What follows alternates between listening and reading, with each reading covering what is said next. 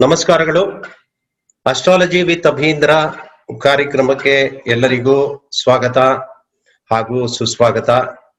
ನಾಡಿನಲ್ಲಿರುವವರಿಗೆ, ಕಾಡಿನಲ್ಲಿರುವವರಿಗೆ ಎಲ್ಲರಿಗೂ ಸುಸ್ವಾಗತ. ಕಾಡು ಅಂತ ಯಾಕೆ ಹೇಳ್ತಾ ಇದ್ದೀನಿ ಅಂದ್ರೆ, ಕೆಲವರು ನಾಡಲ್ಲಿ ಇರ್ತಾರೆ, ಆದ್ರೆ ಕಾಡಲ್ಲಿ ಇದ್ದಾಗಿರ್ತಾರೆ. ಆ ಕಾರಣಕ್ಕೋಸ್ಕರ. ಸೊ ಜ್ಯೋತಿಷ್ಯ ಬಂಧುಗಳೇ, ನಾನು ನಿಮ್ಮೆಲ್ಲರ ಪ್ರೀತಿಯ ಅಭೀಂದ್ರ ಹೆಚ್ಚುವಿ. ನಾವೀಗಾಗ್ಲೇ ಜ್ಯೋತಿಷ್ಯದ ವಿಭಾಗದಲ್ಲಿ ಬಹಳಷ್ಟು ವಿಚಾರಗಳನ್ನ, ತುಂಬಾ ಇಂಟ್ರೆಸ್ಟಿಂಗ್ ಆಗಿರುವಂತಹ ವಿಚಾರಗಳನ್ನ ತಿಳ್ಕೊಳ್ತಾ ಇದ್ದೇವೆ ಮತ್ತು ಅರ್ಥಕೊಳ್ತಾ ಇದ್ದೇವೆ. ಮಿಸ್ಟರೀಸ್ ಆಫ್ ರಾಶಿಸ್, ರಾಶಿಗಳ ಬಗ್ಗೆ ನಾವು ಅಭ್ಯಾಸ ಮಾಡ್ತಾ ಇದ್ದೇವೆ. ಮೊದಲನೇದಾಗಿ ಪರಾಶರರು ರಾಶಿಗಳ ಅಂಗಾಂಗಗಳ ಬಗ್ಗೆ ಹೇಳ್ತಾರೆ. ಅಂದ್ರೆ ಶ್ರೀಮನ್ ನಾರಾಯಣನೇ 12 ರಾಶಿಗಳಾಗ್ತಾನೆ. 12 ರಾಶಿ ಆದ್ಮೇಲೆ ಮೇಷ ತಲೆ ಆಗತ್ತೆ, ಮೀನ ಪಾದ ಆಗತ್ತೆ, ಅಲ್ಲಿವರೆಗೂ ಅಂಗಾಂಗಗಳ ವಿವರಣೆ ಬರುತ್ತೆ. ಅದಾದ್ಮೇಲೆ ರಾಶಿ ಸಂಜ್ಞೆಗಳು ಅನ್ನುವಂತ ಒಂದು ಪದವನ್ನು ಉಪಯೋಗಿಸ್ತಾರೆ. ಸಂಜ್ಞೆಗಳಲ್ಲಿ ಚರ, ಸ್ಥಿರ, ದ್ವಿಸ್ವಭಾವ, ಕ್ರೂರ ರಾಶಿ ಹಾಗೂ ಸೌಮ್ಯ ರಾಶಿ, ಹಾಗೆ ಸ್ತ್ರೀ ರಾಶಿ, ಪುರುಷ ರಾಶಿ, ಆಮೇಲೆ ಕಫ, ವಾತ, ಪಿತ್ತ, ಇವುಗಳ ಬಗ್ಗೆ ನಾವು ತಿಳ್ಕೊಂಡಿದ್ದು. ಇವಾಗ ನಾವು ರಾಶಿ ಸ್ವರೂಪ, ನಾನು ಈಗಾಗ್ಲೇ ಗ್ರಹ ಸ್ವರೂಪದ ಬಗ್ಗೆ ಮಾತಾಡಿದ್ದೇನೆ. ಇವತ್ತು ರಾಶಿ ಸ್ವರೂಪ. ರೂಪ ಈಸ್ ಡಿಫರೆಂಟ್, ಸ್ವರೂಪ ಈಸ್ ಡಿಫರೆಂಟ್. ನಾನ್ ನಿಮ್ಗೆ ಹಿಂದೆ ಇದ್ರ ಪಾಠ ಮಾಡಿದಾಗ ರೂಪ ಮತ್ತು ಸ್ವರೂಪಕ್ಕೆ ಎರಡಕ್ಕೂ ಇರುವಂತ ಡಿಫರೆನ್ಸ್ ಅನ್ನ ಹೇಳಿದ್ದೆ. ಸೊ ಐ ಥಿಂಕ್ ನಿಮ್ಮೆಲ್ಲರ ಮನಸ್ಸಲ್ಲಿ ಅದಿದೆ ಅನ್ಕೊಳ್ತೀನಿ. ಸೊ ಇವತ್ತು ನಾವು ಮೇಷರಾಶಿ ಬಗ್ಗೆ ಪ್ರಾರಂಭ ಮಾಡೋಣ.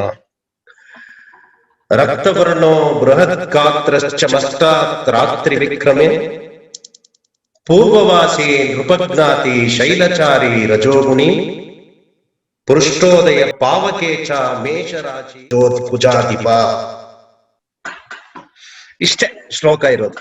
ಮೊದಲನೇದು ರಕ್ತವರ್ಣೋ, ಎರಡನೇದು ಬೃಹತ್ ಗಾತ್ರಶ್ಚ, ಮೂರನೇದು ದುಷ್ಪಾದ್ ರಾತ್ರಿ ವಿಕ್ರಮ, ಮತ್ತೆ ಪೂರ್ವವಾಸಿ ನೃಪಜ್ಞಾತಿ ಶೈಲಚಾರಿ ರಜೋಗುಣಿ ಪೃಷ್ಠೋದಯಿ ಪಾದಕೇಚ ಮೇಷರಾಶಿ ಕುಜಾಧಿಪ. ನೋಡಿ, ಇದರಲ್ಲಿ ಎಷ್ಟು ಫ್ಯಾಕ್ಟರ್ಸ್ ಅನ್ನ ಪರಾಶರರು ತಗೊಳ್ತಾ ಇದ್ದಾರೆ ಅಂತ.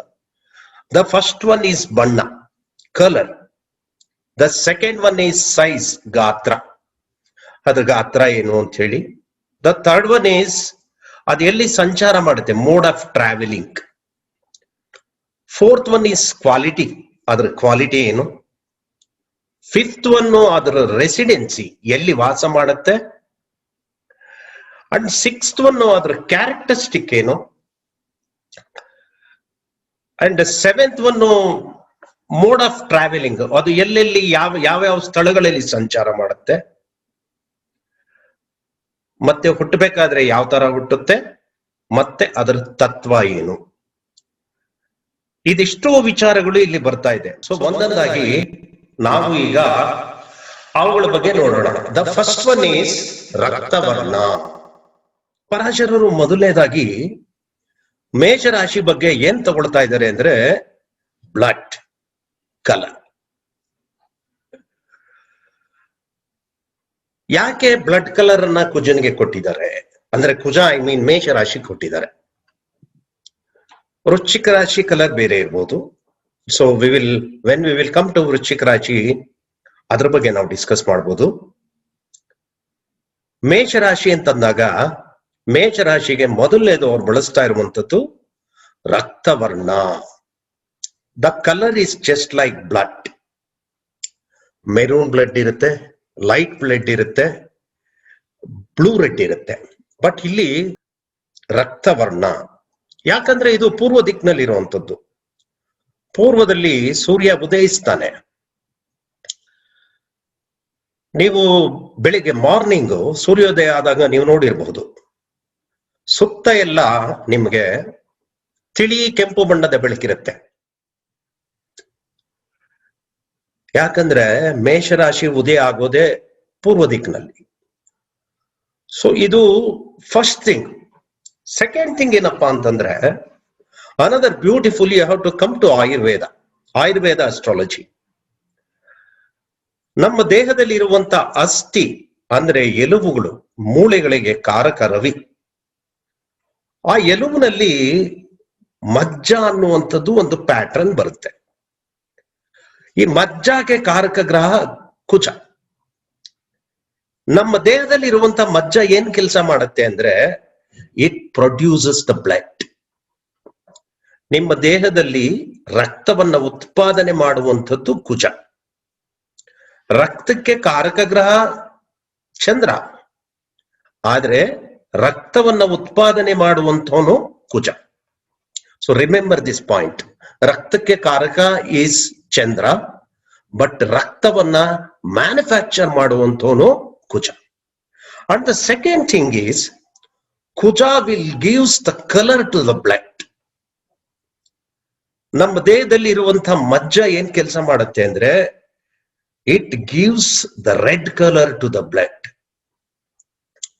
ನಮ್ಮ ದೇಹವನ್ನ ನಾವೇನಾದ್ರೂ ಸ್ವಲ್ಪ ಹೀಗೆ ಕುಯ್ಕೊಂಡ್ರೆ ಒಳಗಡೆ ಬರುವಂತದ್ದು ಬ್ಲಡ್. ಆ ಬ್ಲಡ್ ರೆಡ್ ಕಲರ್ ಇರುತ್ತೆ. ಸೊ ಪರಾಶರರಿಗೆ ಇಂಥ ಅತ್ಯದ್ಭುತವಾದ ವಿವೇಕ ಇತ್ತು. ಯಾಕಂದ್ರೆ ಪಂಚತತ್ವಗಳನ್ನ ತಗೊಳ್ಳಿ, ವಾತ ಪಿತ್ತ ಕಫಗಳನ್ನ ತಗೊಳ್ಳಿ, ಇವುಗಳನ್ನ ನಾವು ಡೀಪ್ ಆಗಿ ಅನಲೈಸ್ ಮಾಡಿದ್ರೆ ನಮ್ಮ ಹಿರಿಯರ ಆಯುರ್ವೇದ ಶಕ್ತಿ ಎಷ್ಟು ಅತ್ಯದ್ಭುತವಾಗಿತ್ತು ಅನ್ನುವಂಥದ್ದು ಗೊತ್ತಾಗುತ್ತೆ. ಸೊ ಹಾಗಾಗಿ ಮೊದಲನೇದಾಗಿ ಇಲ್ಲಿ ರಕ್ತವರ್ಣ, ಮೇಷರಾಶಿಯ ಬಣ್ಣ ರಕ್ತವರ್ಣ. ನಾವು we will come to the size, ಬೃಹತ್ ಗಾತ್ರ. ಯಾಕೆ ಬೃಹತ್ ಗಾತ್ರ ಅಂತಂದ್ರೆ, ಇದು ಮೇಷರಾಶಿ. ಮೇಷರಾಶಿಗೆ ಅಧಿಪತಿ ಯಾರು? ಕುಜ. ಕುಜ ಯಾರನ್ನ ರೆಪ್ರೆಸೆಂಟ್ ಮಾಡ್ತಾನೆ ಅಥವಾ ಯಾರನ್ನ ಸಿಗ್ನಿಫೈ ಮಾಡ್ತಾನೆ? ಪೊಲೀಸ್, ಲಾಯರ್, ಗೂಢಚಾರಿಗಳು, ಸೈನಿಕರು, ರಕ್ಷಣೆಯನ್ನ ಮಾಡುವಂಥವ್ರು, ಅಥವಾ ನೇರ ಯುದ್ಧದಲ್ಲಿ ಹೊಡೆದಾಡ್ತಕ್ಕಂಥವ್ರು. ಹೊಡೆದಾಡ್ಬೇಕಂದ್ರೆ ಅವ್ರಿಗೆ ಗಾತ್ರ ಚೆನ್ನಾಗಿರ್ಬೇಕು. ಸೊ ಹಾಗಾಗಿ ಮೇಷರಾಶಿ ಇಸ್ ಕಂಪ್ಲೀಟ್ಲಿ ಬ್ಲಡ್. ನಮ್ಮ ದೇಹದಲ್ಲಿ ಚೆನ್ನಾಗಿದ್ದಾಗ ನಾವು ದಷ್ಟಪುಷ್ಟವಾಗಿ ಬೆಳಿತೀವಿ. Because blood carry so many hormones also. So ಹಾಗಾಗಿ ಇಲ್ಲಿ ಕುಜನ ಕಾರಕತ್ವ ಮೇಷರಾಶಿಗೆ ಬರುತ್ತೆ. ಸೊ ಹಾಗಾಗಿ ರಕ್ಷಣೆ ಮಾಡುವವನು ಯಾವಾಗ್ಲೂ ದೃಢವಾಗಿ ಹಾಗೂ ಎತ್ತರವಾಗಿ ಬೃಹತ್ತಾಗಿ ಇರ್ಬೇಕು. ಇನ್ನೊಂದು ಬೃಹತ್ ಗಾತ್ರ ಅಂತ ಏನಕ್ಕೆ ಹೇಳ್ತಾರೆ ಅಂದ್ರೆ, ಮೇಷರಾಶಿ ಏನಂತ ತೋರಿಸುತ್ತೆ ಅಂದ್ರೆ ಬೆಟ್ಟ ಗುಡ್ಡಗಳನ್ನ. ಬೆಟ್ಟ ಗುಡ್ಡಗಳು ಯಾವುದು ಸಣ್ಣ ಸೈಜ್ ಅಲ್ಲಿ ಇರಲ್ಲ. It is all big size, very very big size, so that is the reason ಮೇಷರಾಶಿಗೆ ವ್ಯಾಪ್ತಿ ಈಸ್, ಗಾತ್ರ ಈಸ್ ಬೃಹತ್ ಗಾತ್ರ.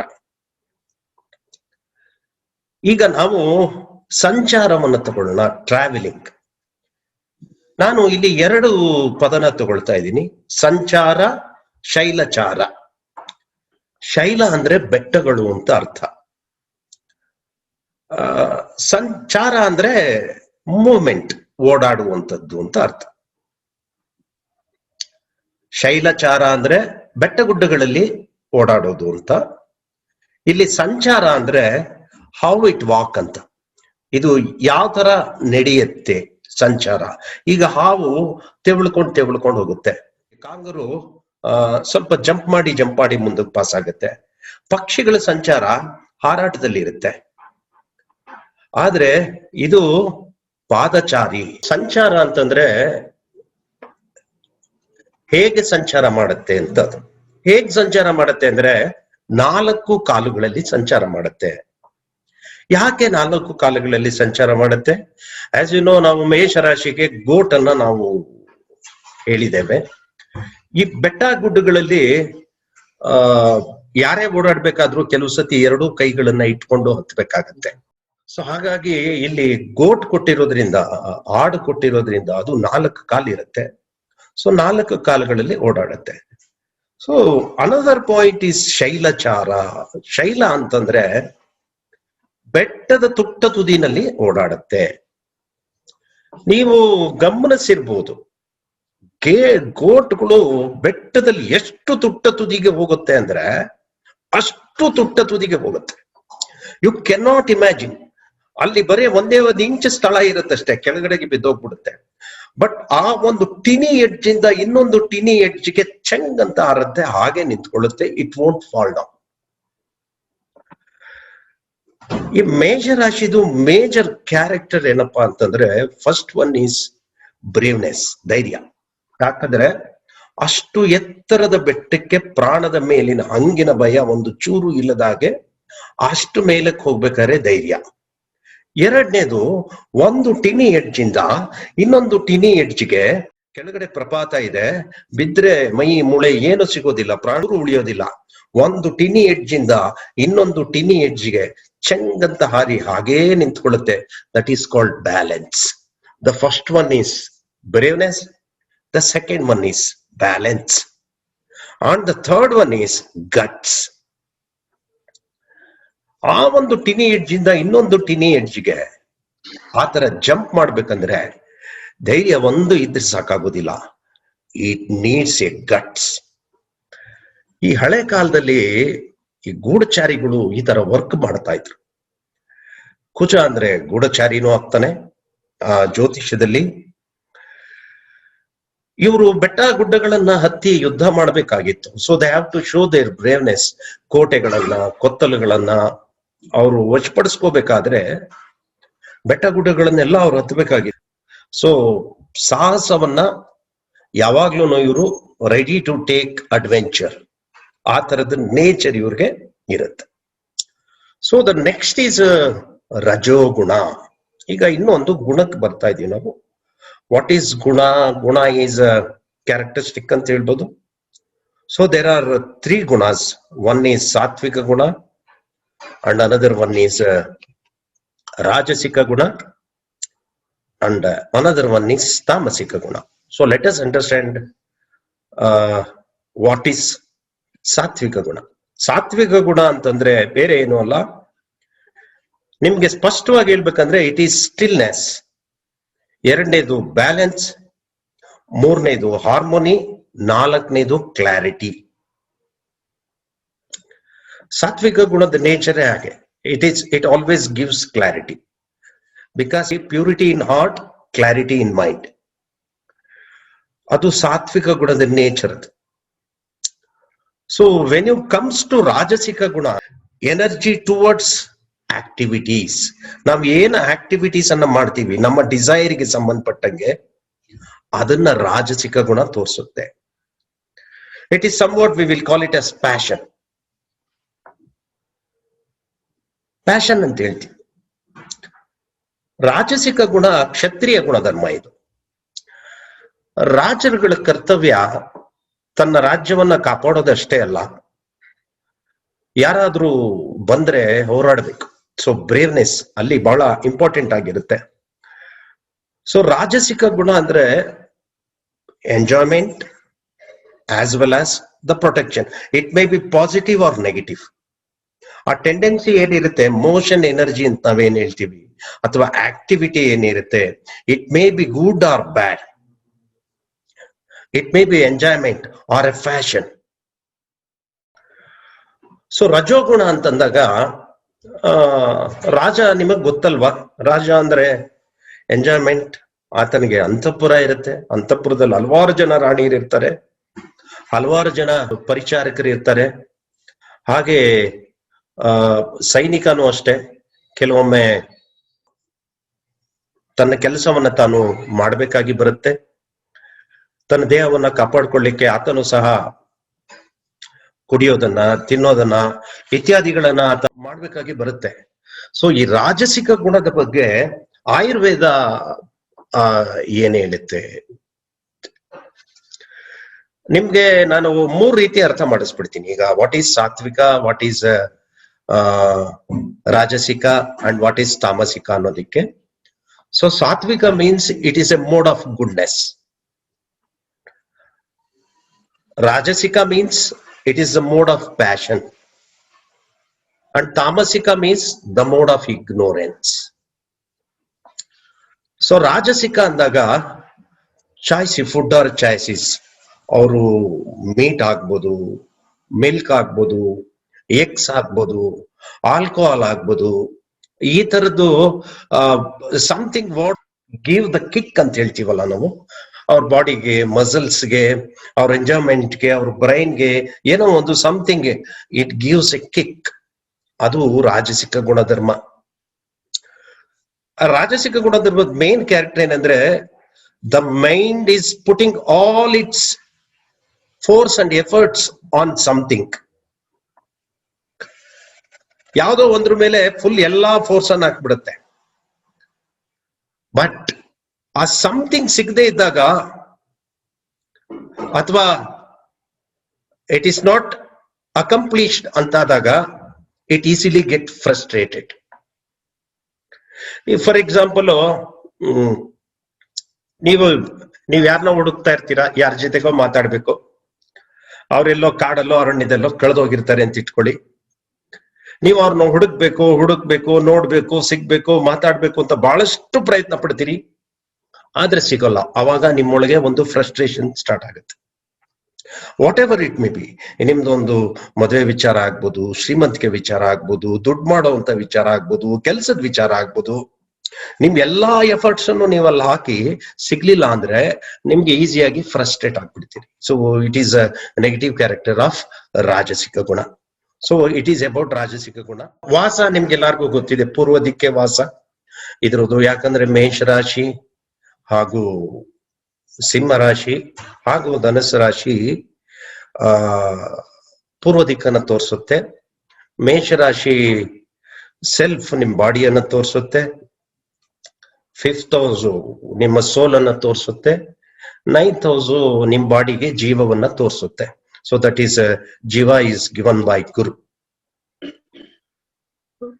ಸೊ ಈಗ ಟೈಪ್ ಆಫ್ ಬರ್ತ್, ಇದನ್ನ ಪೃಷ್ಠೋದಯ ಅಂತ ಹೇಳ್ತೀವಿ. All the animals as you know, ಶೀರ್ಷೋದಯ ಅಂತ ಇದೆ, ಪೃಷ್ಠೋದಯ ಅಂತ ಇದೆ. ಪೃಷ್ಠೋದಯ ಅಂದ್ರೆ animals which are take birth from its back side. ಶೀರ್ಷೋದಯ ಅಂದ್ರೆ ಹುಟ್ಟಬೇಕಾದ್ರೆ ತಲೆ ಮೊದಲು ಈಚೆ ಬರುತ್ತೆ. ಇನ್ ಕೆಲವು ಪ್ರಾಣಿಗಳಿಗೆ ಹುಟ್ಟಬೇಕಾದ್ರೆ ಮೊದಲು ಕಾಲು, ಬೆನ್ನು ಈಚೆ ಬಂದು. ಸೊ ಈ ರಾಶಿಗೆ ರಾತ್ರಿನಲ್ಲಿ ಬಲ ಜಾಸ್ತಿ. ಯಾಕೆ ರಾತ್ರಿನಲ್ಲಿ ಬಲ ಜಾಸ್ತಿ ಅಂದ್ರೆ, ಆಸ್ ಎ ಸೆಡ್ ಆಲ್ರೆಡಿ, ಇದು ಹಳೆ ಕಾಲದಲ್ಲಿ ಈ ಸೈನಿಕರು, ದೇಶವನ್ನ ಕಾಯೋರು ಎಲ್ಲರೂ ಕೆಲಸ ಮಾಡ್ಬೇಕಾಗಿದ್ದು ರಾತ್ರಿನೇ. ಹಾಗೆ ಈ ಪ್ರಾಣಿಗೂ ಸಹ ಸಹಜವಾಗಿ ರಾತ್ರಿ ಹೊತ್ತು ಬೆಟ್ಟ ಗುಡ್ಡಗಳಲ್ಲಿ ಪ್ರಾಣಿ ಬಹಳ ಎಚ್ಚರವಾಗಿ ಓಡಾಡ್ತಾ ಇರುತ್ತೆ, ಸದಾಕಾಲ ಸಂಚಾರ ಮಾಡ್ತಾ ಇರುತ್ತೆ. ಇದು ಮಿಥುನ, ಸಿಂಹ, ಕನ್ಯಾ, ತುಲಾ, ವೃಶ್ಚಿಕ, ಕುಂಭ ಇವು ಶೀರ್ಷೋದಯ ರಾಶಿಗಳು. ಶೀರ್ಷೋದಯ ಅಂದ್ರೆ ಹೆಡ್ ಲಿಫ್ಟೆಡ್ ಫಸ್ಟ್ ಅಂತ ನಾವು ಹೇಳ್ತೀವಿ. ಮೇಷ, ವೃಷಭ, ಕಟಕ, ಧನಸ್ಸು, ಮಕರ ಇವು ಪೃಷ್ಠೋದಯ ರಾಶಿ. ಇದೊಂದು ಬಿಟ್ರೆ ನೆಕ್ಸ್ಟ್ ಕೊನೆಯದು ಇರ್ತಕ್ಕಂಥದ್ದು ನಮ್ಗೆ ಕೊನೆಯದು ಉಭಯೋದಯ ರಾಶಿ ಅಂತ. ಸೊ ಇದು ಇವತ್ತಿನ ಒಂದು ಮೇಷರಾಶಿಯ ಬಗ್ಗೆ ವಿವರಣೆ. ಸೊ ಮೇಷರಾಶಿ first side, it is about Mangaladeva. Mangaladeva is the warrior of god. ನಾವೇನು ವಾರಿಯರ್ ಆಫ್ ಗಾಡ್ ಅಂತ ಹೇಳ್ತೀವಿ, this is Mangaladeva. So he is having greatest energy. ಯಾವ ಎನರ್ಜಿ ಅಂದ್ರೆ ಲೀಡರ್ಶಿಪ್ ಎನರ್ಜಿ ಇರುತ್ತೆ. ಮತ್ತೆ ಇದು ಡೈರೆಕ್ಷನ್, ಈಸ್ಟ್ ಡೈರೆಕ್ಷನ್ ಬರುತ್ತೆ. ಕಾರಣ ಏನು ಅಂದ್ರೆ, kings are always use to leaves in east side. ಹಳೆ ಕಾಲದಲ್ಲಿ ಕಿಂಗ್ಸ್ಗಳು ಯಾರೇ ಬದುಕಬೇಕಾದ್ರೂ ಸಹ ಈಸ್ಟ್ ಅಲ್ಲೇನೆ ಅವರು ರಾಜರು ವಾಸ ಮಾಡ್ತಿದ್ದು. So that is the reason first house is called as ascendant. So first house ಇದು ಯಾವಾಗ್ಲೂ ಕರೇಜ್ ಅನ್ನ ನಮ್ಗೆ ಕೊಡುತ್ತೆ. ಎನರ್ಜಿ ಇದ್ದಾಗ ಇಟ್ ಗಿವ್ಸ್ ಕರೇಜ್. ಸೊ ಇದಿಷ್ಟು ನಿಮ್ಗೆ ಇವತ್ತು ಮೇಷರಾಶಿಗೆ ಸಂಬಂಧಪಟ್ಟಂತದ್ದು. ಬಣ್ಣ ಹೇಗ್ ಬರುತ್ತೆ, ರಕ್ತವರ್ಣ, ಸೈಜ್, ಬೃಹತ್ ಗಾತ್ರ, ಹೇಗೆ 4 ಕಾಲುಗಳಲ್ಲಿ ಇದು ಸಂಚಾರ ಮಾಡುತ್ತೆ. ಕ್ವಾಲಿಟಿ, ಇದ್ರ ಬ್ರೇವ್ನೆಸ್, ಶೌರ್ಯ, ಪ್ರತಾಪ. ಹಾಗೆ ಇದು ಪೂರ್ವ ದಿಕ್ಕಿನಲ್ಲಿ ವಾಸ. ಇದರ ಗುಣ ಏನು ಅಂದ್ರೆ ಕ್ಷತ್ರಿಯ ಗುಣಧರ್ಮ ಇದ್ರದ್ದು. ಹಾಗೆ ಇದು ಎಲ್ಲಿ ಟ್ರಾವೆಲ್ ಮಾಡುತ್ತೆ ಅಂದ್ರೆ ಬೆಟ್ಟ ಗುಡ್ಡಗಳಲ್ಲಿ ಟ್ರಾವೆಲ್ ಮಾಡುತ್ತೆ.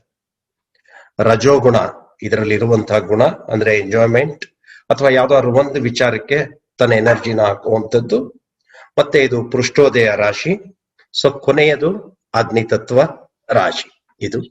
So as I already explain you, ಅಗ್ನಿತತ್ವ ಅಂದ್ರೆ ಏನು, ಅದರ ಕಾಂಬಿನೇಷನ್ಸ್ ಗಳು ಏನು ಅಂತ ಈಗಾಗಲೇ ನಾನು ನಿಮ್ಗೆ ಎಕ್ಸ್ಪ್ಲೈನ್ ಮಾಡಿದ್ದೀನಿ.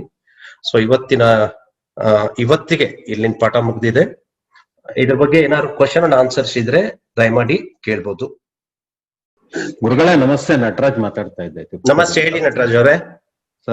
ಏನಿಲ್ಲ, ಇವಾಗ ನೀವು ಪುಷ್ಠೋದಯ ರಾಶಿ ಮತ್ತೆ ರಕ್ತವರ್ಣದ ಪರಾಶರದು ಒಂದು ಶ್ಲೋಕ ತಾವ್ ಹೇಳಿದ್ರಿ. ಹೌದು. ಆ ಶ್ಲೋಕದಲ್ಲಿ ಎಲ್ಲಾ ಗುಣಗಳನ್ನು ಅಬ್ರಿವೇಷನ್ ಮಾಡೋದಕ್ಕೆ ಇದು ಮೇಜರ್ ಯುಟಿಲೈಸ್ ಮಾಡ್ಕೊಂಡು ಪ್ರಿಡಿಕ್ಷನ್ಗೋಸ್ಕರ ಮಾಡ್ಕೊಂತೀವಿ. ರಾಶಿ ಗುಣಗಳು ಬೇರೆ, ಲಗ್ನದ ಗುಣಗಳು ಬೇರೆ, ಭಾವಗಳು ಬೇರೆ ಬರುತ್ತೆ ಅನ್ನೋ ಕಾನ್ಸೆಪ್ಟ್ ಇದೆಯಾ, ಅಥವಾ ಬರೀ ರಾಶಿಗೆ ಮಾತ್ರ ಇದು ಯುಟಿಲೈಸ್ ಮಾಡ್ಕೋಬಹುದಾ ಅಂತ? ಆ ರಾಶಿನ ನೀವು ಎಕ್ಸ್ಪ್ಲೈನ್ ಮಾಡ್ಬೇಕಾದ್ರೆ ಆ ರಾಶಿನಲ್ಲಿ ಯಾವ ಗ್ರಹ ಇದೆ, ಆ ಗ್ರಹದ ತತ್ವ ಏನು, ಆ ಗ್ರಹ ಆ ರಾಶಿನಲ್ಲಿ ಕೂತ್ಕೊಂಡಾಗ ಯಾವ ಫಲ ಕೊಡುತ್ತೆ, ನೀವು ಹಾಗೆ ಹೇಳ್ಬೇಕಾಗಿ ಬರುತ್ತೆ.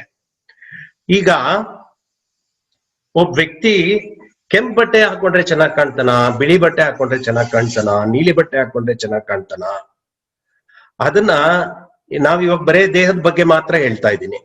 ದೇಹ ಅಂದ್ರೆ ಕಣ್ಣಿರುತ್ತೆ, ಮೂಗಿರುತ್ತೆ, ಹೀಗಿರುತ್ತೆ.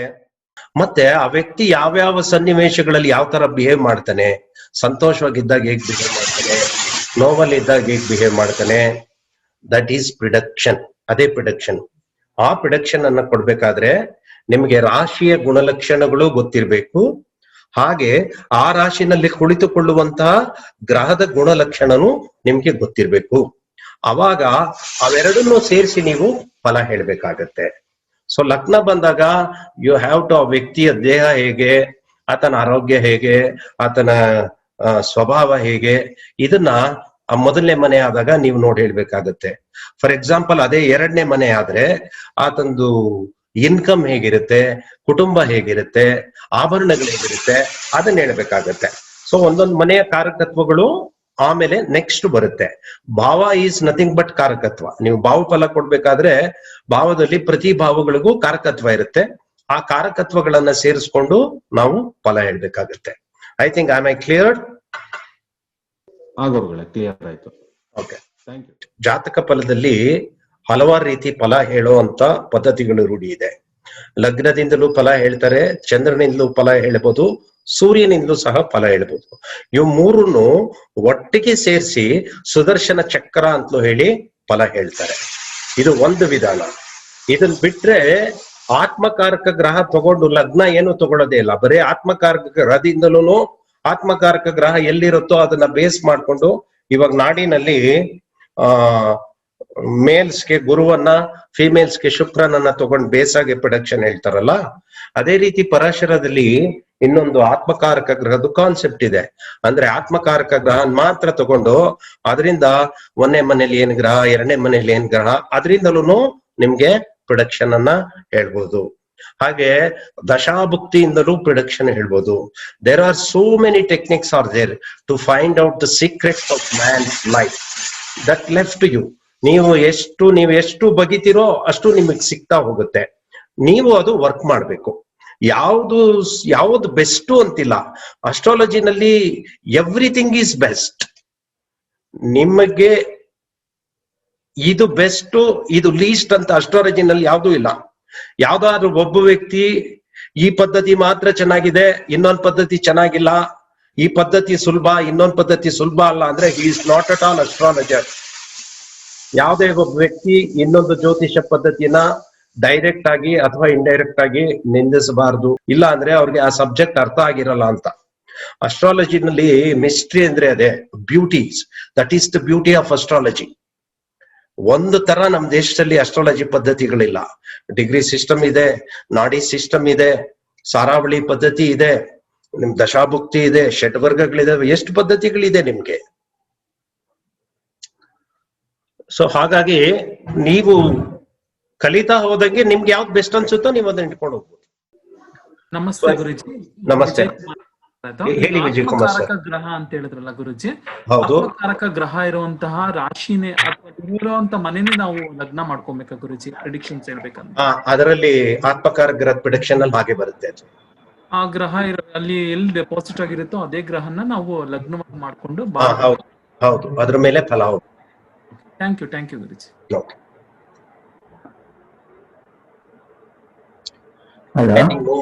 Any questions? Hello sir. ಹೇಳಿ ಸರ್, ಹೇಳಿ. ಈಗ ಇವಾಗ ಬೇಸಾಯಗಳು ಬರುತ್ತಲ್ಲ ಸರ್, ಇವಾಗ ಕುಜ ದೇಶ ಅವಾಗ ಬಂದಾಗ ಕುಜ ಮೇಷದಲ್ಲೂ ಇದೆ, ವೃಶ್ಚಿಕಕ್ಕೂ ಅಧಿಪತಿ ಆದಾಗ ಯಾವ್ದು ಫಲ ಕೊಡ್ತಾ ಇದೆ ಅಂತ ಹೇಳಿ ನಿರ್ಣಯ ಮಾಡ್ಬೋದು ಸರ್? ಈಗ ನಮ್ಗೆ ಮೀನ ಲಗ್ನ ಅಂತಾನೆ ಅನ್ಕೊಂಬೋಣ ಸರ್. ಆಯ್ತು, ಅನ್ಕೊಂಬಿಡಿ. ಈಗ ಕುಜ ದೇಶ ನಡೀತಾ ಇರುತ್ತೆ ಸರ್. ಕುಜ ದೇಶ ನಡೀತಾ ಇದೆ. ಈಗ ನಾವು ಎಲ್ಲಿಂದ ತಗೋಬೇಕು ಸರ್? ಅವಾಗ ಇದು ವೃಶ್ಚಿಕನೂ ಕುಜ ಬರುತ್ತೆ, ಇದು ಮೇಷನೂ ಕುಜ ಬರುತ್ತಲ್ವಾ ಸರ್? ಅವಾಗ ಸರ್ ಕುಜ ಮೀನ ಲಗ್ನ ಆಗಿದ್ರೆ ಕುಜ ಯಾವ ಮನೇಲಿ ಇರ್ತಾನೆ ಸರ್?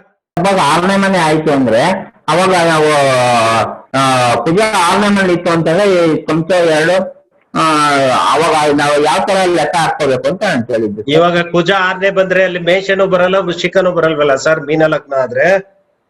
ಇವಾಗ ಅಲ್ಲ ಜಸ್ಟ್ ಈಗ 2 ಮನೆ ಅಧಿಪತಿ ಬಂದ್ಬಿಟ್ರೆ ನಾವು ಯಾವ ತರ ತಗೋಬೇಕು ಅಂತ ನಾನು ಕೇಳಿದ್ದೆ ಸರ್. ಯಾವ ತರ ಲೆಕ್ಕ ಹಾಕೋಬೇಕು ಅಂತ ಕೇಳಿದ್ದೆ ಸರ್. ದಶಾಭಕ್ತಿ ನಡಿಬೇಕಾದ್ರ? ಹೌದು ಸರ್.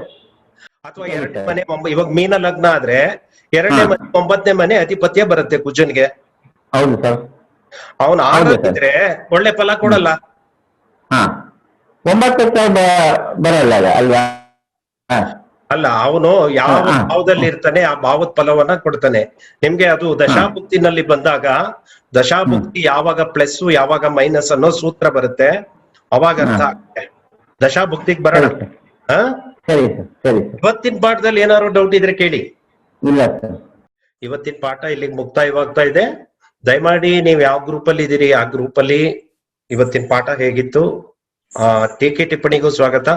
ಪಾಠ ಹೇಗಿತ್ತು ದಯಮಾಡಿ ನೀವ್ ಯಾವ ಗ್ರೂಪ್ ಅಲ್ಲಿ ಇರ್ತೀರೋ ಆ ಗ್ರೂಪ್ ಅಲ್ಲಿ ನಿಮ್ಮ ಒಪಿನಿಯನ್ ಅನ್ನ ಕೊಡಿ. ಜ್ಯೋತಿಷ್ಯ ಸೇವೆಯಲ್ಲಿ ತಮ್ಮವ ಅಭೀಂದ್ರ HV.